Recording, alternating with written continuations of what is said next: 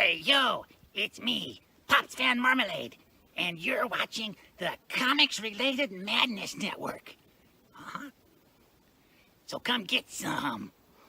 CromCon. CromCon.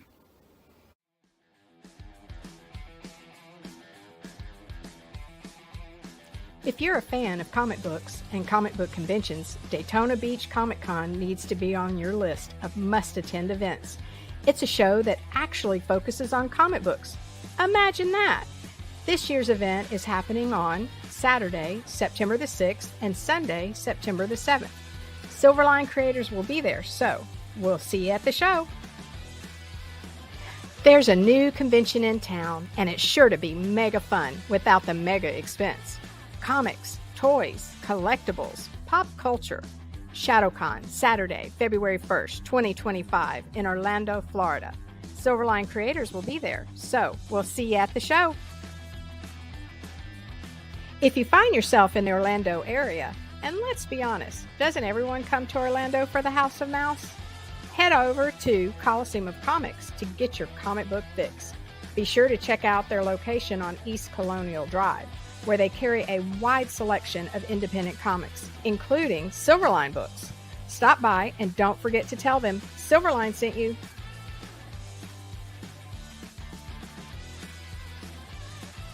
Hey, if you're an independent comic creator looking to get your comic printed, look no further than Kablam Digital Printing. They print our comics and do a fantastic job. They can even print special edition covers. When you reach out to them, be sure to tell them Silverline sent you. Hi, this is Tim TK, host of That Silverline Show on Tuesday. Join us at 11 p.m. Eastern, 8 p.m. Pacific every Tuesday night as we discuss pop culture and the joys of making comics. Hi, I'm Barb Kelber, co-host of Silverline's Wednesday Wham. Join us each Wednesday nights as we discuss comics, literature, movies, and anything else that may catch our attention. I'm Roland Mann, and I host Silverline's Silver Sunday. Join me every Sunday at 8 p.m. Eastern as we make mine Silverline.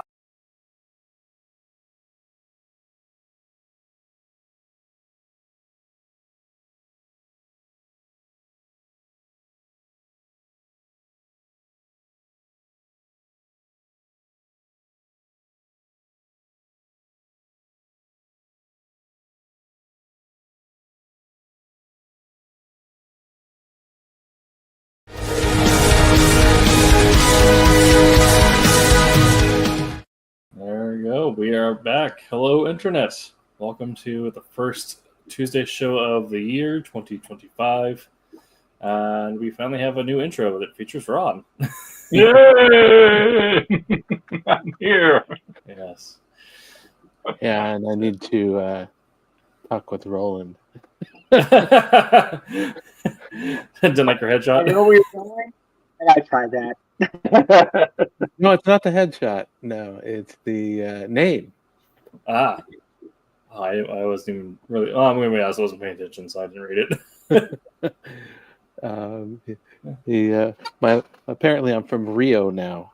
Yes. All right. This is That's One Show on Tuesday. I'm your host, Tim TK, and I'm joined, as always, by Ron Fortier. Howdy. Hope everybody had a great holiday and is ready for what's coming ahead in 2025. Yes. One of the things we're going to talk about tonight, right? We've got a new title kicking off from Silverline, which I know Tim is personally involved with and will tell us a lot more about. Yes. And Pops is actually asking for the link, and I almost put the invite to the podcast.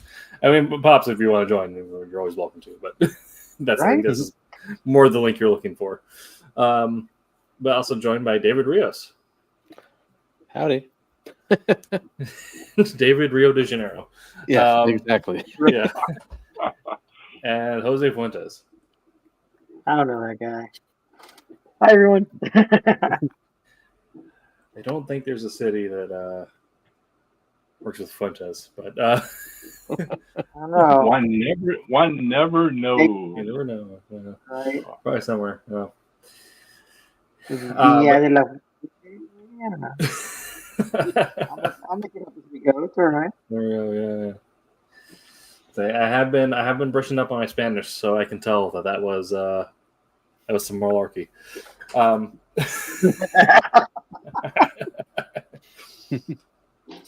Well, yes, we do have a new comic launching tonight. The links have been put in the chats. Campaign will be going live at 8:30. We will be getting to that in our housekeeping, which we will get to right now, actually. Over there. This is Wolf Hunter number 2, my first book through Silverline. I guess second issue of my first series.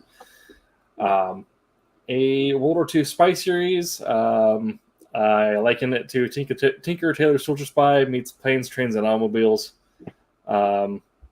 We tried to do a little bit with every type of transportation that was popular during World War II, as well as put a bunch of spies, liars, and cheats in one room together and see who walks out alive. We do have a trailer. I don't remember if I recorded this or if it was Roland. We'll find out together. The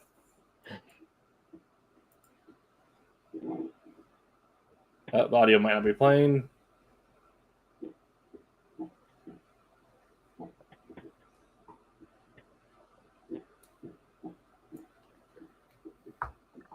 That's another thing I noticed on the intro is there's no audio on that one either. I don't know if it's just intended or what the deal is with it. So. It's a text only trailer. There is like background music, but I think Roland is aware of our recent audio issues.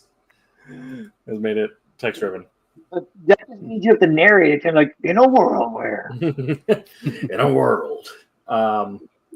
It is. That is Wolf Hunter number 2, an alternate history take on the Tizard mission, featuring kind of a secret history of an actual event that happened. Of course, you do have all the standard perks. $7. We'll get to your solo issue if you want so. Or if I get the shiny full cover, that is $15. And any additional perks such as our catch-up tier, you can collect all 3 covers, as well as get some very nice original art covers by the illustrious Dean Zachary. Tommy did the inks on that as well, so you can get both their work. And I think that is still broken, so that's some fun with the website. And we do have previews of some of our interior pages. Like I said before, we do have a new artist and inker on the team, but colors are still done by the fantastic Martin Verterlin. He and I share a love of Euro comics.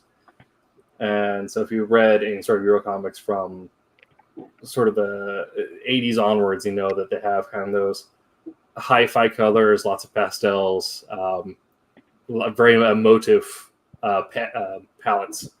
And so there's a lot of color splashing and use of color and light rays in ways that you don't necessarily find in American comics, which I think really adds to it being a British story. And so I'm very happy with it. I'm super excited for people to get their hands on it. We'll probably be talking off and on about World War II stuff, spy stuff throughout the night. What's it like writing historical stuff? And then over the month, we'll get more into kind of the Tuesday shows, bread and butter, being more educational focused while also talking about things specific to Wolf Hunter. So the link is in the chats. It's going to be plastered all over social media. I'm going to put up my Blue Sky, Instagram, and Discord tonight. Once the campaign issue is live, we'll check in with that at 11:30. That's going to be 8:30 our time as it actually goes live. So enough about me. Let's pop on over to Ron. How did you spend your Christmas break there? Okay. Basically, I mean, the weather was nice during the winter break. We were talking, before we got the show going about how winter is now here.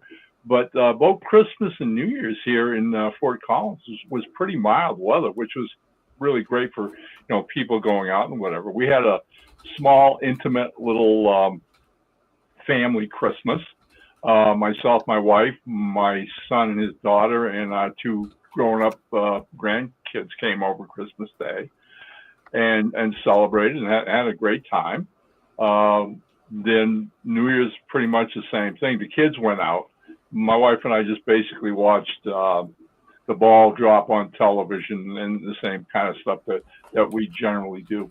But being a comic book writer, you got to know that eventually most Christmases I end up with something comic related. So hang on for a second. I have to show you this. Okay. This was my Santa gift this year. Oh my gosh. Nice. Full screen there. Yeah, That's Captain incredible. America is one of my favorite comic heroes. Yeah. So I got to find a place for that on the office wall, right? But yeah, that was a nice surprise, and I really appreciate it. I've got some original art on some of the walls around here from some of my comic characters, and overall, like I said, it was a fun holiday. It was really, really an enjoyable, maybe a little kickback, relaxed kind of holiday from what has been a really busy 2024. In fact, just yesterday, Rob Davis and I did a podcast from our own publishing house, Airship 27, talking about the fact that we actually released 25 pulp titles in 2024. Nice. So that, aside from the artwork Rob does for Silverline and my own comic book project with Silverline and other companies. So it was such a fast, productive year, but having that week of Christmas and New Year's to just sit back, enjoy the family, and have a little bit of a mixed drink here and there and watch some football games and just have a nice holiday. Very cool. That sounds great. Jawbone in chat mentioned they're jealous of your Captain America artwork. It's very great. Okay, let's head on over to Jose. How was your break? Just pandemonium. I got like 87 kids, and I do have a lot of kids. But my son came home from college, so it was nice to have him home. But the entire, he had from Thanksgiving until New Year's off, so almost the entire time he was sick. So he didn't go nearly as much as he wanted to. But Christmas for my family, because when me and my wife got married, we really didn't have a whole lot. So we tend to save up money and do Christmas for the kids on Christmas. And then when tax time rolled around, because again, I have 87 kids, and so we'd get a bunch of tax money back. That's when my wife and I would buy something for each other, right? So we did pretty good for the kids, got them a few things here and there. My sister-in-law came down from Indiana and got to spend time with my nieces, and just overall, it was just a really great family time. You know what I mean? Just spending time together, and that's really about it. And as for New Year's, we really don't do a lot either. My wife and I aren't really go out and party kind of people, so we've always did New Year's with the kids, and the kids would stay up as best they can when they were younger, and now they almost make it past us. Just stay up, just do simple stuff. One of our family traditions is to watch Ice Pirates on New Year's Eve. It's it's from 1982. It's a 1982 Robert Urich movie, like a sci-fi movie, but it's got Ron Perlman in it. Got Angelica Houston in it. It's just one of the Carradines, David Carradines, I think, is in it. But it's something me and my brother used to watch on Christmas Eve, New Year's Eve, because that was his birthday. So we always wanted we're gonna watch Ice Pirates together. So we've been doing that for 30-some years, like Ice Pirates on New Year's Eve, and then playing games with the kids, just having fun. It's a little more low key this year because my wife, a mom that was about to go into labor, but for the most part, just again, spend family time, just a lot of family time as much as we could. Right Nice. Okay. And David, how was your break?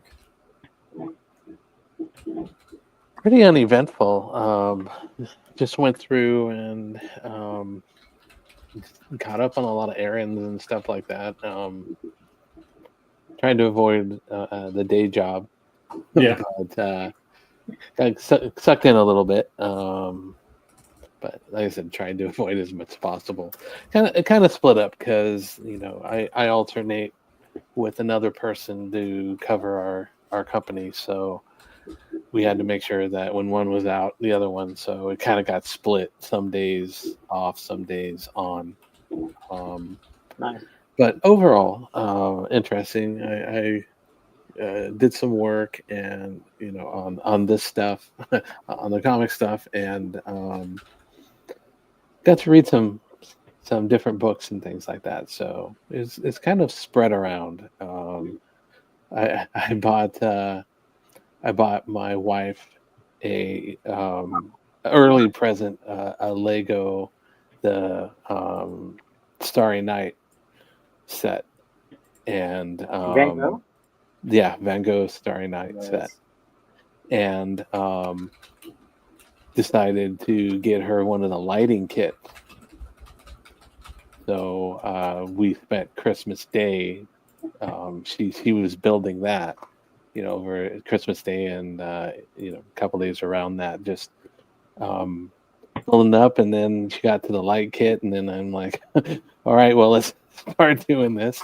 Never done a light kit before, and it turned out really, really nice. It's really cool. A lot of the stars light up, and the buildings and the steeple and everything. So if you want to go get it, I'll show you really quick. Well, but yeah, that's pretty much a lot of what I did. I read some of the Absolute books, some good stuff. The Batman, I really enjoyed the Batman. There was some other ones with the Wonder Woman and Superman. So stuff those were pretty cool. Yeah, and yeah, she's bringing it over here. Nice. Well, I guess David gets a good Don't drop it. full screen. Oh, Nice. wow. Oh, cool. That is really, wow. That is awesome. See all the stars light up, and Yeah. the steeple. There's lights and Wow. That's beautiful. and That's it's insane. very 3D. Oh, yeah. So the frame Wow. and everything. So yeah, that's what she worked. Oh, and there's Van Gogh. Nice. Right. So Oh, she enjoyed That it. is real cool. It's That one of is her really, favorite really cool. things, and she has a Star Wars Starry Night shirt. Has a stormtrooper and all that stuff. Naturally, It's one of her favorite things. So it was a very good gift, and she really enjoyed building it. So it was awesome. Okay, well, I am in the process of putting out all my promotional pieces for my School Funner on social media, so I will talk about that in a second, since that seems to be a thing that a lot of writers need to talk about more, is how do you actually put stuff out on social media, since not a lot of people do. But I'll share what I did with my break, which was finally transitioned into my new job, which I have been very much appreciative of and enjoying after spending several months out of the workforce. And reading a lot of old storylines that I kind of missed up. So right now I'm reading through Loki, Agent of Asgard, and some of the stuff from Original Sin. And spending too much time on Marvel Rivals, which you can follow that on my Twitch. Yep. It's been a very good game. But yeah, that's kind of been my break as well. I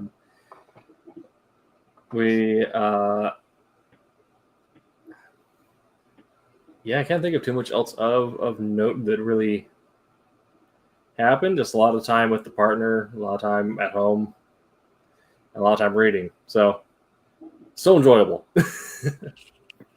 And anybody been to the local cinema during the holidays? Not Yes. too recently, no, but yeah. Okay. We went and caught the Bob Dylan biopic, Okay, yeah. A Complete Very Unknown. good. And It's excellent. It is really, really well done. Yeah, I'm always taken with that kind of stuff. Timothy Chalamet plays Dylan, and he does it like born to play him. All right, and if you're my generation age, all right, I mean that brought back so many memories. All right, I mean the 50s and 60s, and that transition. That's basically what the movie is. The basic plot of the movie is Dylan comes along and hooks up with Pete Seeger during the whole folk music era in this country in the 50s and 60s. You know, things like Hoot Nanny and folk festivals and all that kind of stuff. And that's where he makes his mark originally as a songwriter.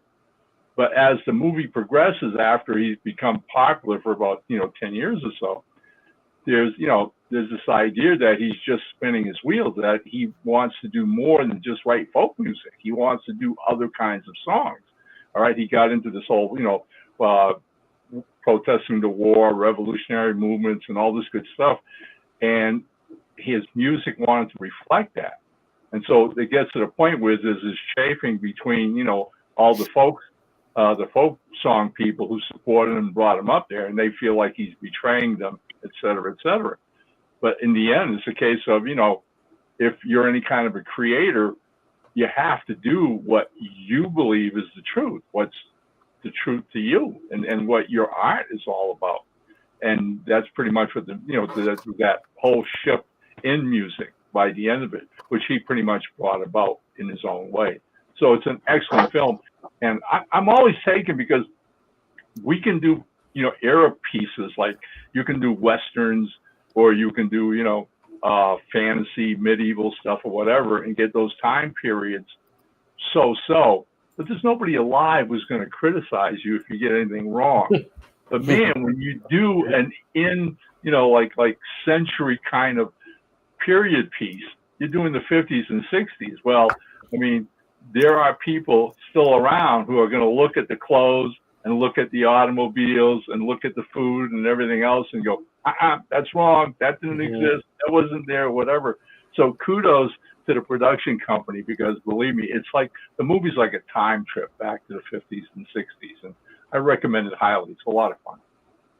That's awesome. I've been reminded that I did go to see Wicked, but I feel like I did that back in November, so prior talked about it. I've been meaning to go down and see the new Nosferatu.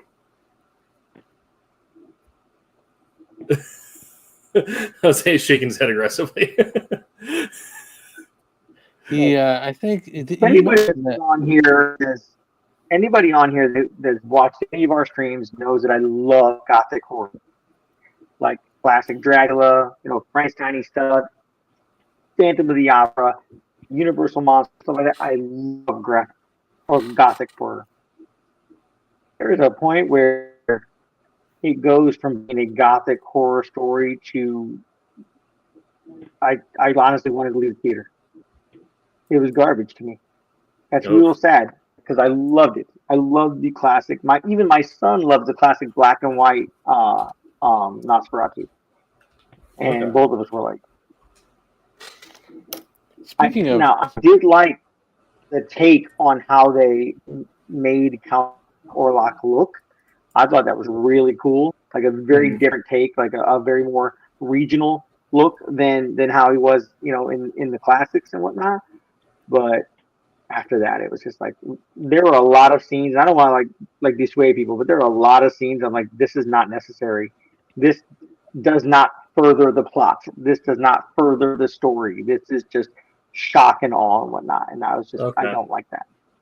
See, I think that might be like a difference of taste then, because especially when it comes to things like horror, I'm a fan of the shock scene, so that might be more for me than others. What I'm seeing, what I'm seeing and reading about this film is pretty much it splits people right up the middle. All right, like Jose here. Okay, I've read some really negative reviews. You know, some online on YouTube and whatever. All right, I mean that basically have their arguments and critiques. And yet last week I hooked up with a friend of mine here in town. And she does one of these little horror shows on community television. She loves horror films, right? And so we were talking. She says, "Oh, I went to see the new Nosferatu." So I was kind of curious, right? And she's on the other side of the fence. She absolutely loved it. She ranted and raved. "Oh, it's a great film." So I guess it's a subjective thing of what your taste is.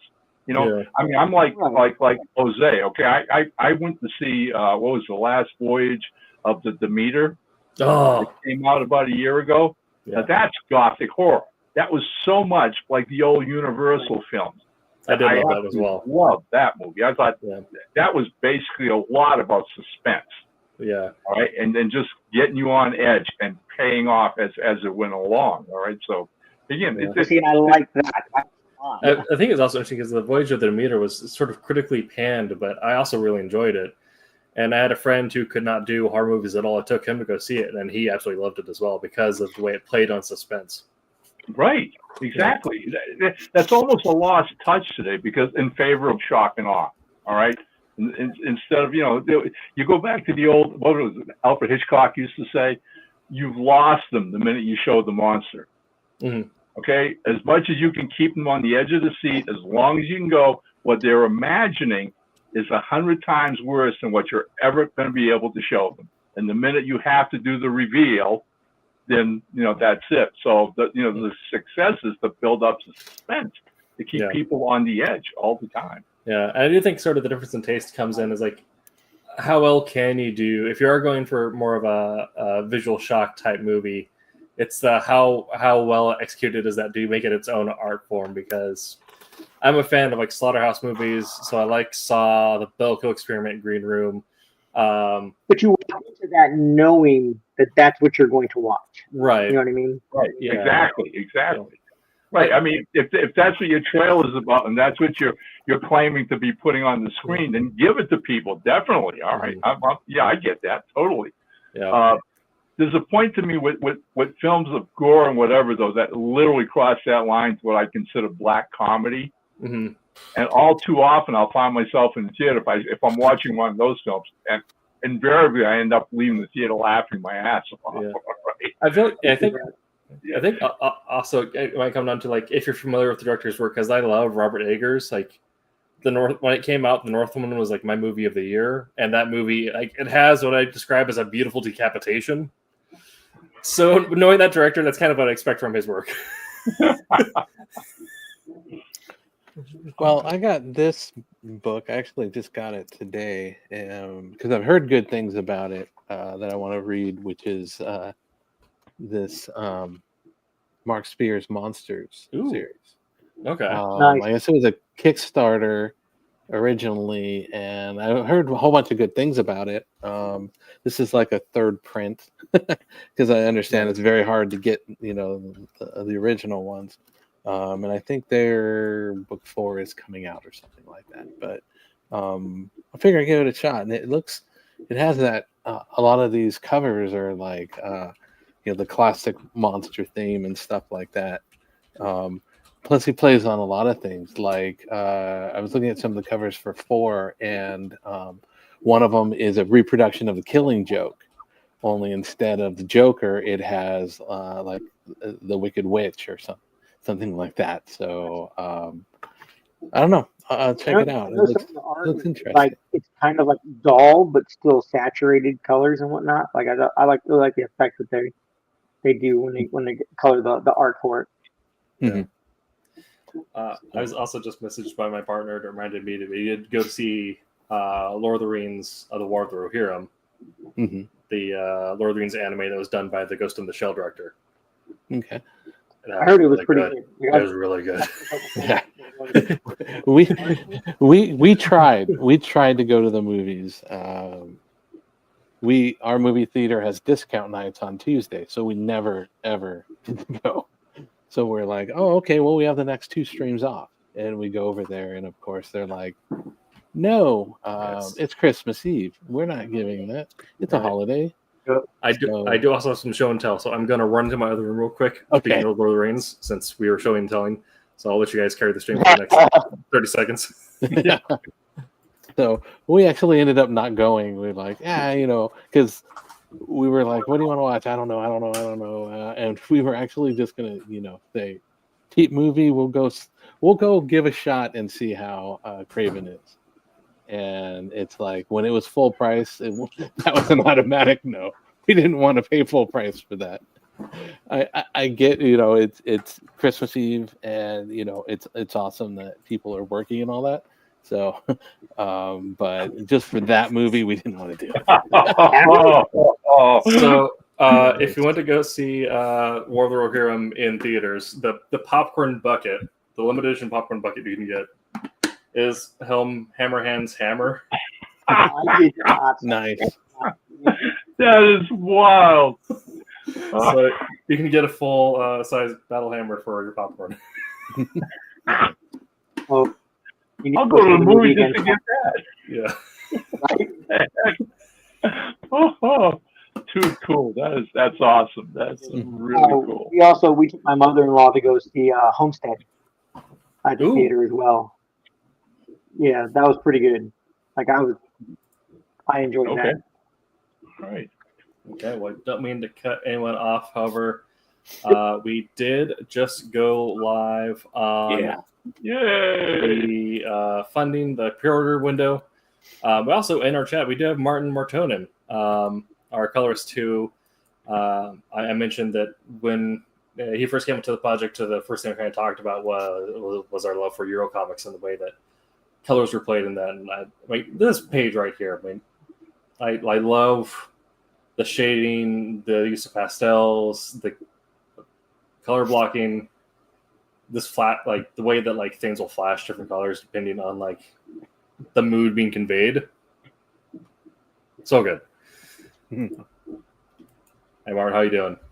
Hope you're having a great evening as well. So we are currently running. We have a pretty short goal here. $750 is our pre-order goal. If you remember Wolfhorn number 1, that was back at $2,000. So the links are all live on everywhere that I posted them. Go ahead and get yourself a pre-order. In the meantime, let's look at the foil cover, because we have really cool foil covers that Tommy does a great job printing.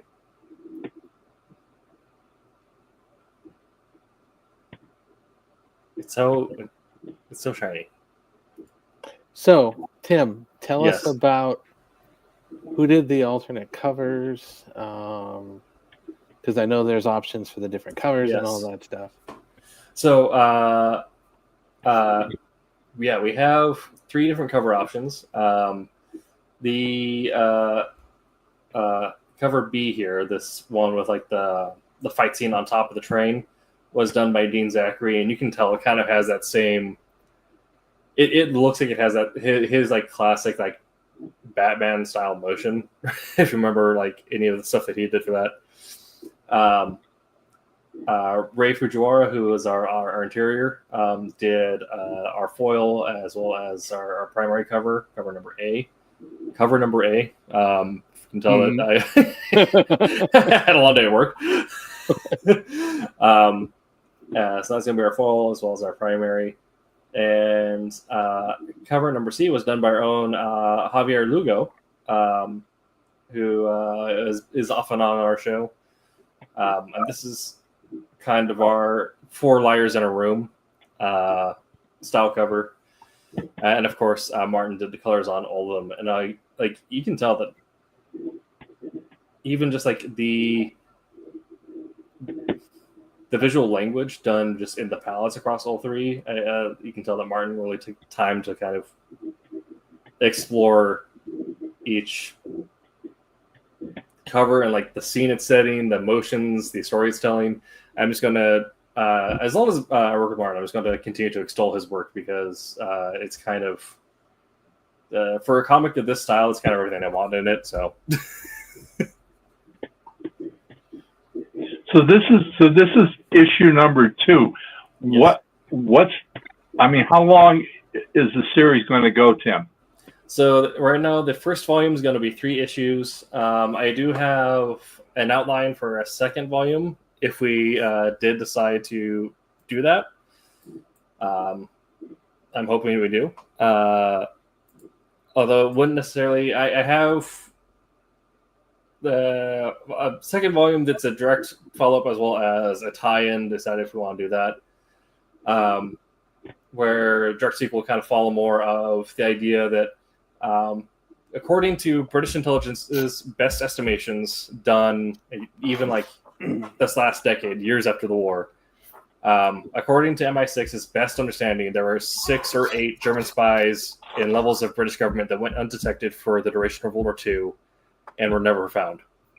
So I'd love to tell the story of Churchill's army hunting, like engaged in this spy war in London. Okay. Intriguing.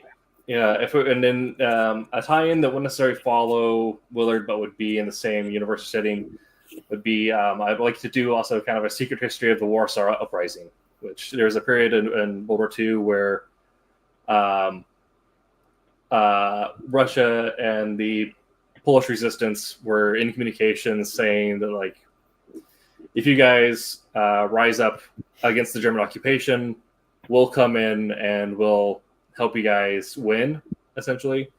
Well, what happened is the Russian army got overextended, ran out of logistics, couldn't actually commit to their plans, and there's a change in leadership that forced them to get diverted at the last second. So Poland rose up, more or less liberated the city. However, they never got the support they needed, and the German forces were able to move back in. So I'd like to tell the story of the Polish spies and resistance fighters in kind of the same style of telling the stories of sort of the secret history of spy games during World War II. So I have a question. Yes. Fairly common with a lot of the Silverline books are typically 4 issues. Ron's got a pretty packed story, so he's going the other route with 6 issues on his Beyond the Stars stories. What drove you to do a 3-issue series? Was it pre-planned? Was it something that you wanted? You kind of hit like, this is all the material I think is relevant, or what drove you to do it a 3-issue series versus? It's kind of something that happened when I was talking with Roland kind of during the editing process about. We're talking about Gothic horror, and what makes a lot of that work is like it's the suspense. But in order for suspense to pay off, there has to be the snap, and the snap has to happen at the right time, where everything collides, everything explodes, and all the tension that's been building up in the story prior to that has to be released at the right moment. Otherwise, it takes too long, or it happens too early. And so we found that with 3 issues, with issue 2 especially, we're kind of tightening the nails on Willard and running down the clock on, can they get this package recovered before the German is able to safely exfiltrate the train, and is he planting enough red herrings to pull sort of our coalition of intelligence officers away? That being, of course, Willard, Henry Bowen, who was the actual scientist who carried the magnetron and was kind of instrumental in its development, along with Henry Tizard, and the conductor of the train, Johannes de Jong.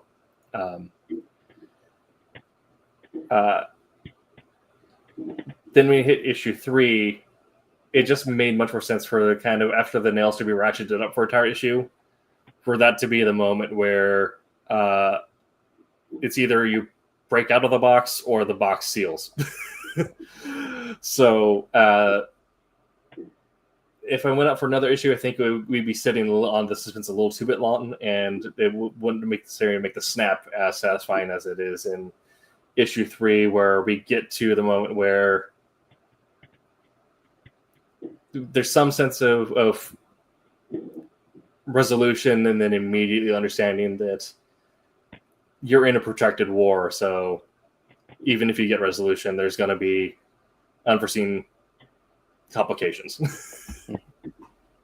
Okay, I get that. Sometimes it's like, putting it in, extending it out just kind of adds a little too much to it, And you do have, you did mention before that there's other aspects of this, not directly related to Willard.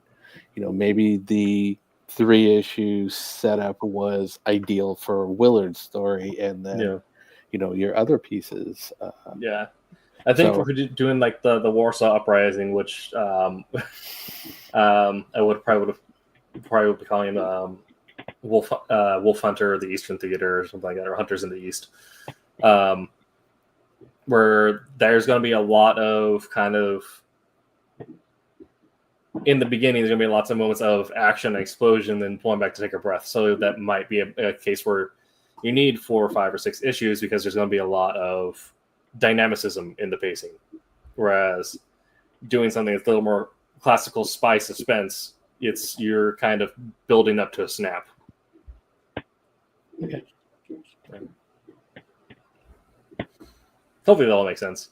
The way that I describe pacing to people is you can think of pacing as in the same way you can think of sine, cosine, or tangent waves. And that either you're having highs and lows and you're pulling the reader throughout and giving them moments of excitement and then time to breathe, and then you're excited and then time to breathe. Or you're doing like a parabola, either that goes up high and then goes down low, which is going to be something kind of like your Macbeths or your tragedies, where you're exploding early and then just seeing all the terrible mistakes they've made descend and in the slow burn at the end. Or a spy story where you have the slow burn at the beginning that then rises into a snapping moment. Comics have to pretty much, I think more so than text writing, be aware of what pacing's all about. Yeah. Because you can really lose readership in a comic book really fast if all you're giving them is talking heads. Yeah. All right. It's the kiss of death for comics. Yeah. And for a writer, that's an extreme challenge, because again, I'm sure you're understanding, Tim, that there's got to be an explosion someplace. There's got to be action someplace. Yeah. And trying to make it fit according to the storyline so it doesn't look like it's hackneyed or contrived, okay? So that I find a lot of times in pacing a story, I'm trying to work out the narrative so that I'll have a few pages of talking heads, get a rhythm going, and then get some action going. But at the same time, realizing that once the action starts to take off, how many pages do I have to do that, as opposed to balance, again, like we said, to explore characterization, explore motivation. Yeah. And a lot of times in an action sequence, that's a perfect opportunity with dialogue more than anything else to explore those other aspects of writing. Yeah. And I'm just curious, were there any surprises for you in these characters as you were writing them? You go in there with the set idea of this is what's going to happen, this is the story I'm going to tell. But I find a lot of times that you can still be surprised by the characters you've created. Yeah. Well, I think in particular for 2 of the characters shown here, the particularly in the sort of the female leads who emerge in the 2nd issue and then come in and more in the 3rd issue, that go along Willard and Johannes, sort of their own sense of agency as well as their own sense of person is what really kind of because I felt that I wanted to give them much more going forward as I continue to write them. I found that the personalities, like the spine I had written out for them, because before I write a character, I will go through and create a spine, like what's a core positive trait, what's a core negative trait, what's their motivation, and kind of everything else can be stapled to that, and you'll figure out, like, looking at kind of those 3 or 4 points, where would they choose to go in a situation. And it's always referring back to that spine. I find that the reason why these people are on this train that's kind of taking a very dangerous route during wartime also leads them to be characters of action that, as things progress, are going to end up taking sides that may or may not confound Willard and perhaps even whoever the German spy in the room is. One that may even be the German spy. I don't know if Roland did this intentionally, but I think it's also kind of a fun move. We're just on our funding page, we have the fight scene at the start, of course, on the cover, and our key art is the body at the end. So of course, it's a slow burn issue, right? We did that to avoid talking heads, but it's still a slow burn. It's the four liars in a room trying to figure out who was who. And so to tell that kind of story, you want to do it slowly. However, you end on the body and start on the fight. If we're showing you the body in the fight, then your job as the reader is to figure out where's the lie. All right. And I will say this is also as the writer. We already got 2 pre-orders, so thank you everyone who already did that. I'll say also as the person who wrote this, I will say that I'm not afraid to lie to the audience because I learned that. Who was it? I have his book. Dang it, I have his book. All right, Benjamin Piercy. I really like his take on writing suspense. Is that if you're writing a thriller, if you're writing suspense as a writer, don't be afraid to lie to the audience. They'll thank you for it later. Pretty much. All right. There we go. So we're already at 2 pre-orders. Thank you, everyone's got. Mainly stop by comics. Mainly stop by to see Captain Ryan steering the airship. Yes, thank you, Argo.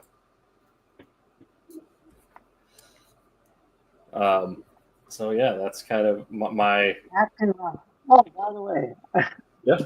I'm 98 episodes behind, but I started watching the airship podcast you guys were doing today. Nice. All right. Thanks. Appreciate that. It's crazy stuff. Rob and I have a blast doing it.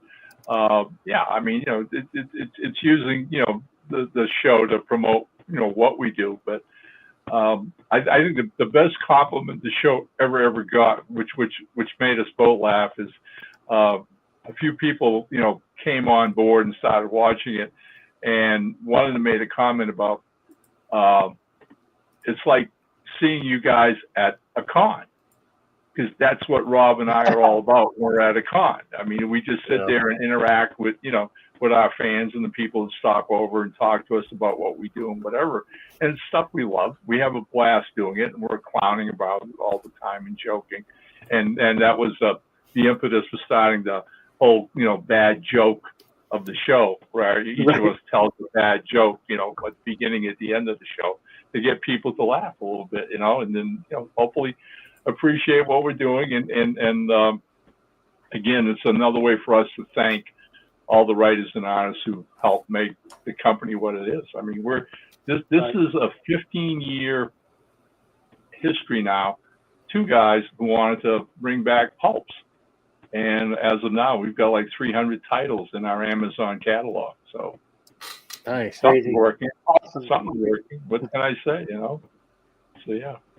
And we were able to tap into our, our colleagues, our comic book colleagues, because I mentioned that earlier in one of my first, shows with you guys about the fact that connection between pulps and comics. And so when the idea came to start Airship 27 to do, pulp novels and anthologies, the first people Rob and I went to were all our comic book pals, artists and writers, and said, "You guys want to do pulps?" And they were as aware as we were of that whole history and that whole connection. So we've recruited a lot of past comic book creators in our books, which is a blast for us. And they're having a ball stretching their own creative muscles and doing some of these, great golden age pulp heroes. There you go. That's cool. Yeah, I have to go back and start watching some of the earlier episodes, but Please do. It amazes me that stuff's going to stay up there, just like this show. I mean, it's like you can go back anytime and see, early episodes. I don't know how, when you guys started doing this, was it visual? Because when we started doing the Airship 27 podcast, it was just audio. We were just doing audio podcasts. And then the whole video thing came along, and then, okay, so then we're on air. And a few little things, like basically looking at our notes instead of looking at the camera. And our fans, hit us up on social media about, hey, look at the camera, okay? We want to see your face, not the top of your head all the time. Okay, sure. Yeah. Just like that. I know when I joined the Silverline on Tuesday show, I actually went back and watched a few of the shows before I joined, just to kind of get a feel. Okay, what's the groove? You know what I mean? What's the vibe on here? Like, where might I be able to help make things better? Well, not better, but to do my part, I guess. You know what I mean? Where can I do my part? Contribute, right? Yeah. Yeah. I mean, when Roland started, Silverline and this whole thing, and eventually started doing the podcast, he hit all of us up to help out, and at that time was prior to the bad internet setup I had here, and so I really felt bad that I couldn't volunteer, that I couldn't get on board.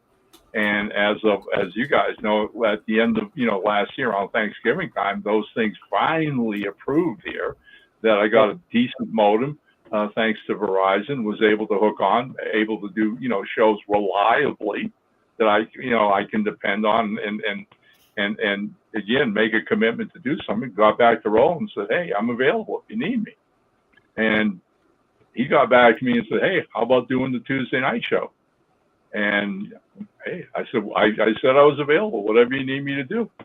And so that was the idea. I mean, his come back to me, and I don't know, I take it for what it is. He goes, I've got a bunch of young guys there, so I need an old fart to level things out, So you guys got the old fart. What can I say, Well, I mean, we appreciate the experience and the kind of context you bring to everything, since not only do you have kind of the veterancy in it, but also the amount of time media and art you've taken in, and kind of your grown in depth of taste. Hey, again, like I said, I'm impressed with what you guys are doing, and constantly. All right, and it's exciting to see that comics are still vibrant, that they still attract talented people like yourselves, and that really makes me feel great. So again, glad to be a part of the team. Believe me. All right. And thank you for Rob Wilson for the shout out. Yeah. Right. Yeah. I mean, if it wasn't for other people in the industry who also liked kind of all this fun, nerdy, geeky stuff we do, it wouldn't be it. Oh yeah, definitely. Okay. I mean, we're there because of our colleagues and our fans. All right. I mean, it's one of the things. This is fun to do. This is an added little bonus, because most of the times, as you guys already know, okay, you get into doing some kind of, creative comic book work, and it's basically a lonely occupation, because you do it by yourselves in your office, your room, whatever. All right. And up until the age of the internet and video shows like this, the only socializing you ever got to do was going to cons. And that's where you met other people and got to enjoy and interchange your thoughts about what you love and what you share. The internet and videoing now is streaming. All this stuff has made that able to expand, to get us out there, to talk to more of our fans and more of our fellow creators out there. I'd hazard to guess that there's probably tons of people out there who love comics, who love movies, who love pulps and whatever, and don't have anybody in their neighborhood or their town to share those kind of things with.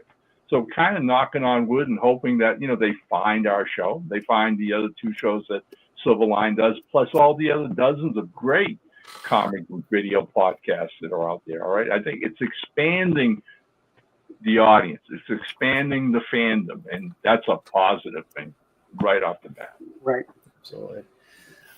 So we kind of talked about this in our own hand before the show, but now sharing this with you, the audience. With the new year, I kind of went back and did some restructuring to how I run the show to see if we can't tighten it up. We're allowed to promote Wolf on the Right. Yeah, absolutely. Go ahead. I've been posting that to kind of all my social media all day, so for the last couple of days. So, but yeah, we're kind of seeing if we can't tighten it up to something closer to an hour. It might still run over, but that way kind of gives us a little more tightness in our runtime. And if we have stuff left over, we can carry that over the next week.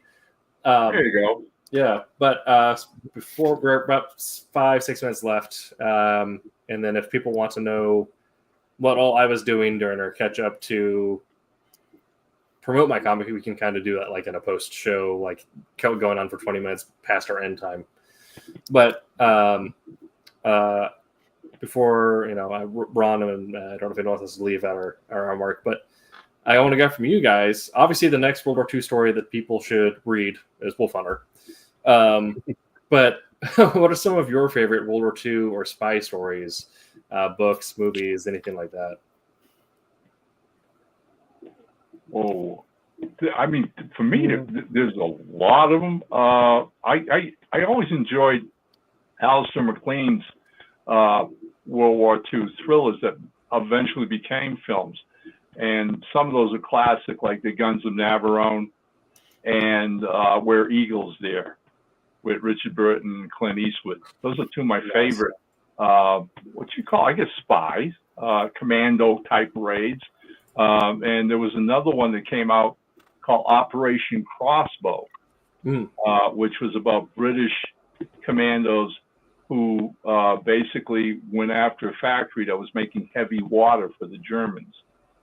So those, I'd say, are the top three commando type World War II thrillers that I really enjoyed. Guns and Navarone is a classic, anyways. It's really well done. That's a classic. Yeah.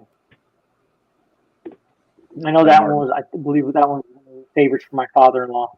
I just hands down, like anything that had to do with World War I or World War II. If my father-in-law were still here, I could probably just say, "Dad, name one," and he would like just this. One. I said one. More modern, I think. I like. Was it Fury? I think Fury is a World War II movie. Yeah. It's about a tank. It goes. Yeah, but right. I love that one played out. I just love that movie. Is great. It's one of my go-tos.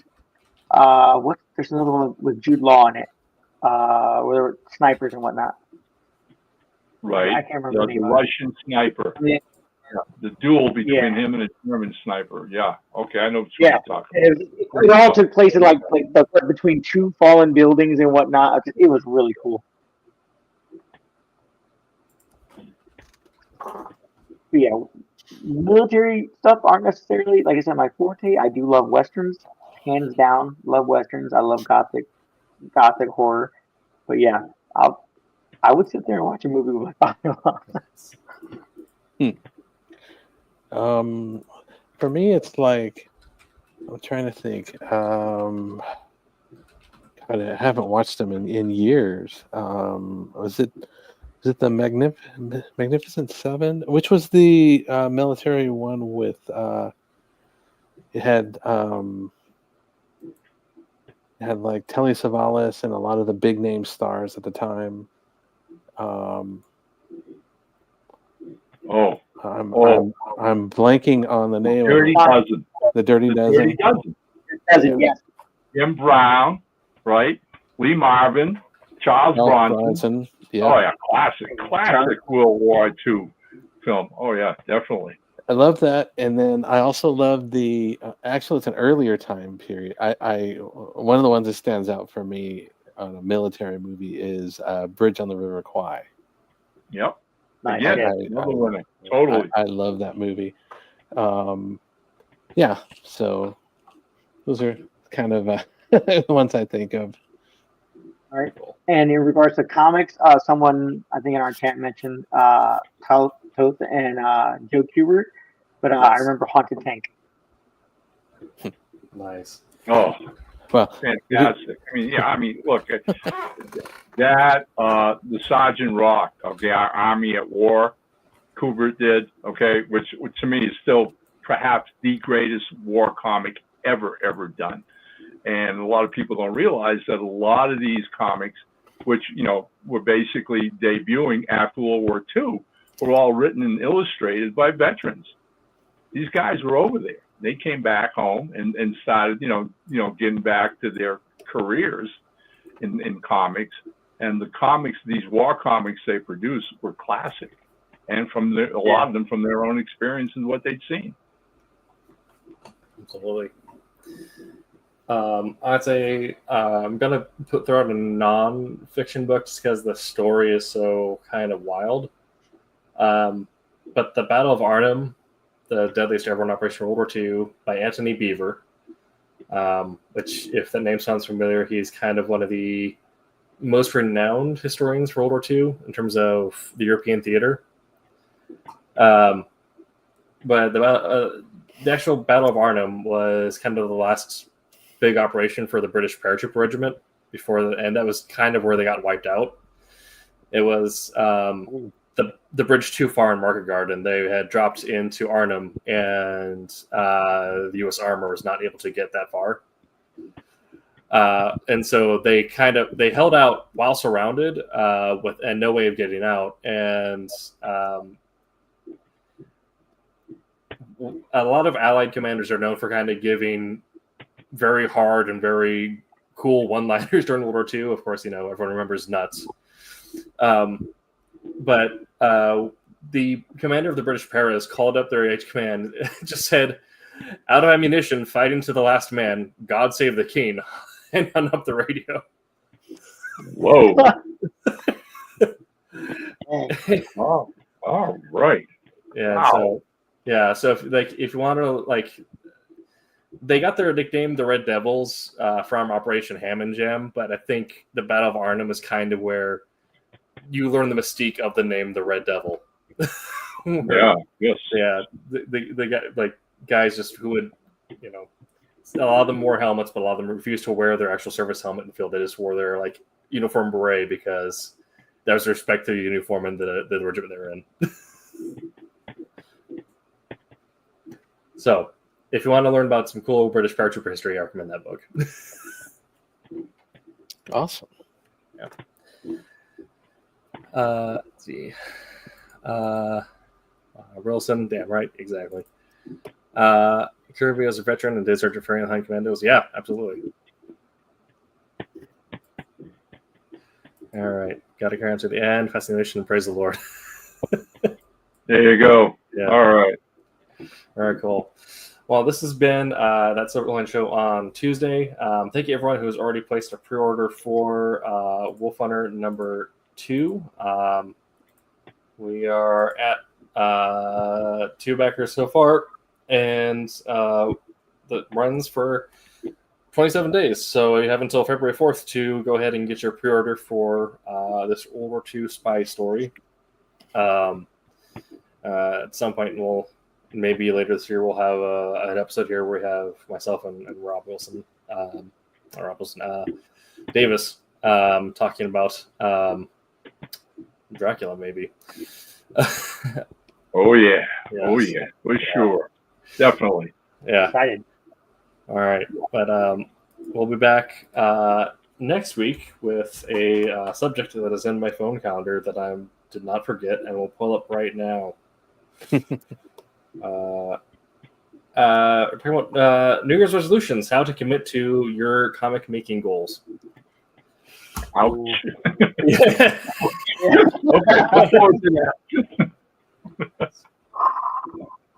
We're going to ask for a lot of grace on that, guys. I think I have something coming up. Yeah, that's part of why we educate, right? Is we're also teaching ourselves at the same time. Amen. Right. Yeah. So we'll be talking about our own comic goals for this year, plans we're doing to make sure we complete them, as well as hopefully give you some tips, tricks, or things inspire you to also complete your. If this is 2025, and maybe this is the year that you make your first comic, and hopefully we can give you some good advice on doing that. Check out Wednesday, Wham, and Silver Sunday, 8 p.m. Eastern, those respective days. We'll be back 8 p.m. Pacific time next week. Tomorrow is supposed to be a pretty cool continuation on the whole is a hot dog a sandwich, and they're doing that this week, so it should be a fun one. I was lucky enough to Wednesday, join. We all fight. Yes. Yeah, I was the last time I was lucky enough to jump on and be a part of that. So it was a lot of fun. So you should check it out. I don't know if Martin's still on, but if he is, I'm sure he'll have some good stuff. Very good. Right. Yeah, I guess last little bit of housekeeping. I'm going to be on 3 podcasts, 2 on Friday, 1 on Saturday. I don't have all their names in front of me, but on this Blue Sky link right here, you can follow me on Blue Sky, and I will Other side. purchase them as they. There you go. The other way. Right, I will talk about them as they come up, so you can follow me on Blue Sky there. But yeah, unless we don't have any other housekeeping, I believe that's the end of our show for tonight. All right. Thank you. All right. Hey, it was fun to start 2025 with you amigos. Thanks for it all. And as we wrap it up, There we go. Silverline. Make mine Silverline. Hi, I'm Greg Horn. Make mine Silverline.